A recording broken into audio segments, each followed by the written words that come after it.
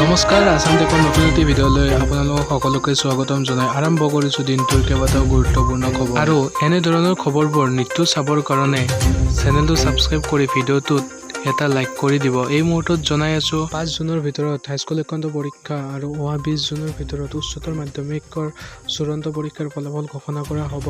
এই কথা মঙলবাৰে জানিবলৈ দিয়ে সেৱা আৰু অসম উচ্চতৰ মাধ্যমিক শিক্ষা সংসদে। আনহাতে মঙলবাৰে আছুৰ নেতৃত্ব আৰু সেৱা অসম উচ্চতৰ মাধ্যমিক শিক্ষা সংসদৰ কৰ্তৃপক্ষৰ মাজত হাইস্কুল শিক্ষান্ত পৰীক্ষা আৰু উচ্চতৰ মাধ্যমিকৰ চূড়ান্ত পৰীক্ষাৰ ফলাফল ঘোষণা কৰাৰ সম্পৰ্কত এক আলোচনা অনুষ্ঠিত হৈছিল। আলোচনাৰ অন্তত সেৱা আৰু অসম উচ্চতৰ মাধ্যমিক শিক্ষা সংসদৰ কৰ্তৃপক্ষই জনায়, এইবাৰ কোভিড পৰিস্থিতিৰ বাবে হাইস্কুল শিক্ষান্ত পৰীক্ষা আৰু উচ্চতৰ মাধ্যমিকৰ চূড়ান্ত পৰীক্ষা পলমকৈ অনুষ্ঠিত হৈছিল, যাৰ বাবে পৰীক্ষাৰ ফলাফল ঘোষণা কৰাত পলম হৈছিল। জুনৰ প্ৰথম ভাগতে ঘোষণা কৰা হ'ব মেট্ৰিক উচ্চতৰ মাধ্যমিকৰ ফলাফল। সেৱা আৰু অসম উচ্চতৰ মাধ্যমিক শিক্ষা সংসদে পৰীক্ষাৰ বহিৰ মূল্যায়নৰ কাম অব্যাহত ৰাখিছে বুলি সেৱা আৰু অসম উচ্চতৰ মাধ্যমিক শিক্ষা সংসদৰ কৰ্তৃপক্ষই জনায়।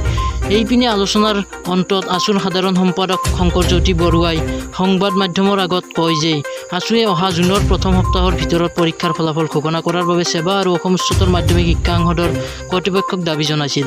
লগতে সম্পূৰ্ণ নিয়াৰিকৈ পৰীক্ষাৰ ফলাফল ঘোষণা কৰাৰ বাবে আছুৱে সেৱা আৰু অসম উচ্চতৰ মাধ্যমিক শিক্ষা সংসদৰ কৰ্তৃপক্ষক জনালে আহ্বান।